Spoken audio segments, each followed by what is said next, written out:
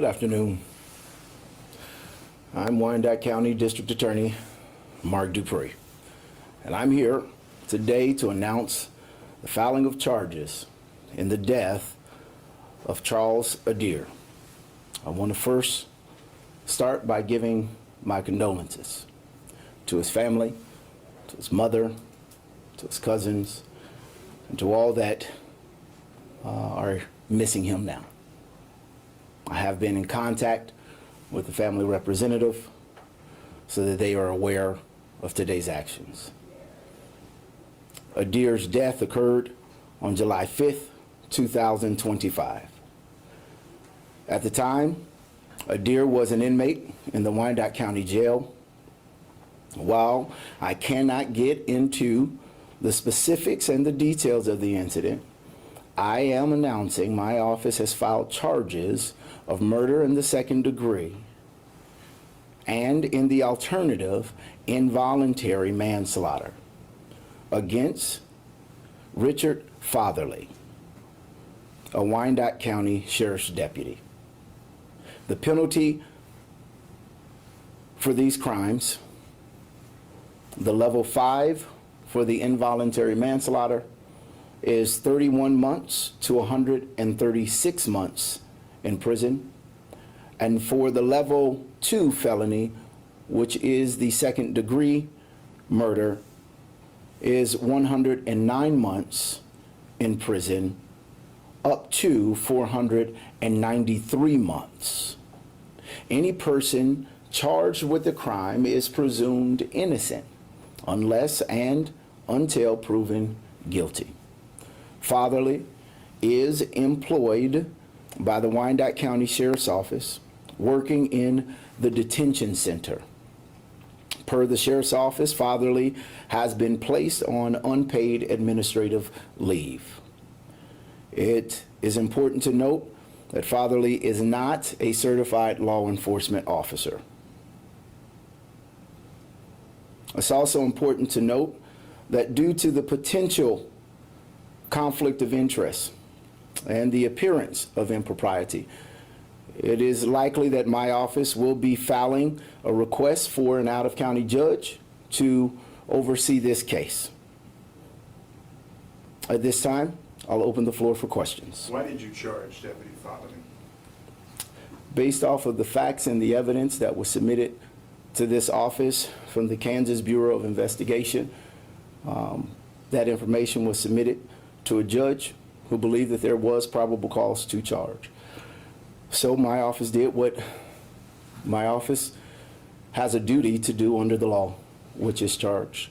Yes. The booking report in the Wyandotte County Jail does not show Mr. Fatherly having been booked within the past 24 hours.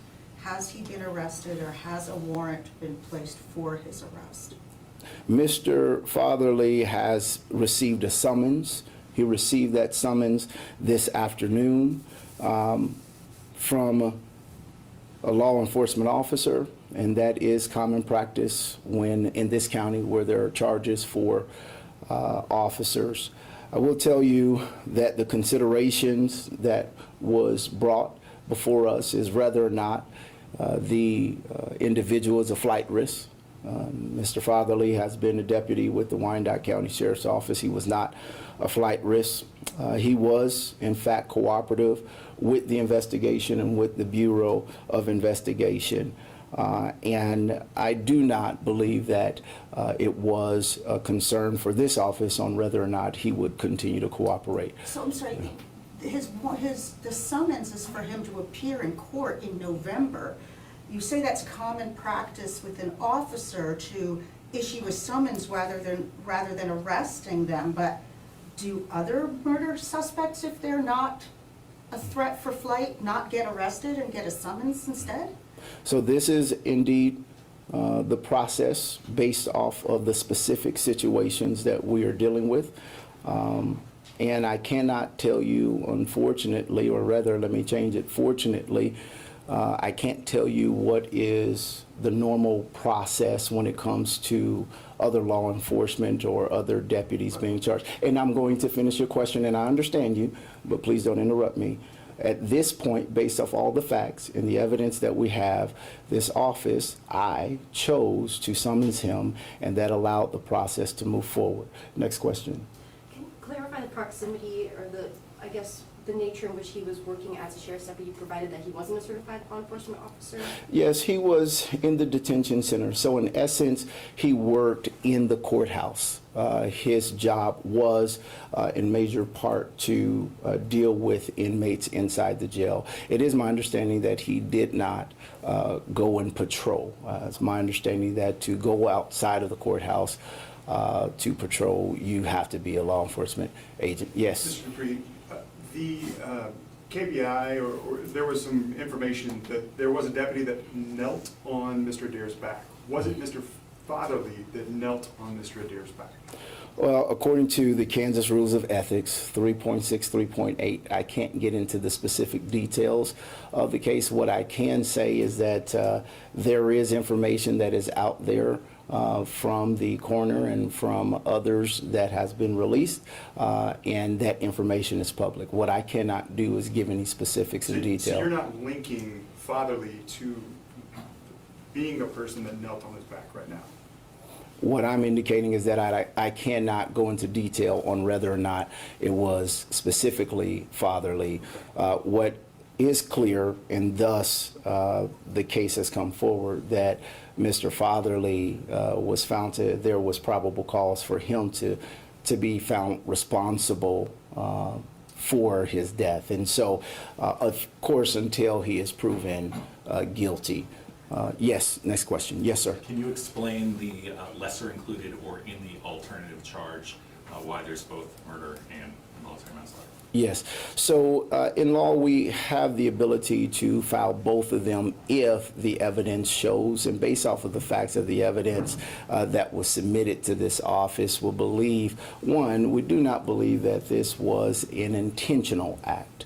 And with that, second-degree murder falls under what's called, you have the ability to file it under reckless, and whether or not his actions were reckless or not. But likewise, in involuntary manslaughter, you likewise have the same ability of reckless and or based off of the law, whether or not the lawful act that occurred became unlawful in an unlawful manner. And so those specifics ultimately are the things that will have to go before a jury, who is, according to the law, the fact finder. And so in essence, the jury will be able to decide which of those two falls into the category of Fatherly's actions. Yes, ma'am. So can we expect to see charges filed against any additional employees of the sheriff's office? What I will say is, based off of the evidence that we have received and reviewed at this time, this is the only individual that we believe probable cause exists to move forward. Two more. Yes. How many years has Fatherly worked with inmates? I am not sure. What I would ask is to direct that question to the Sheriff's Department. I don't know the details of his employment. Is there video in this case, and will you commit today to releasing that video so that the public can see exactly why you have charged Deputy Fatherly in this case? What I will say is that all information, video and non, now that it is a foul charge in case, then that all of that information will be seen by the judge. And once it is seen by the judge at the preliminary hearing, then it will be made available in court. But via the rules of ethics, I cannot release any information. Thank you, guys. I have a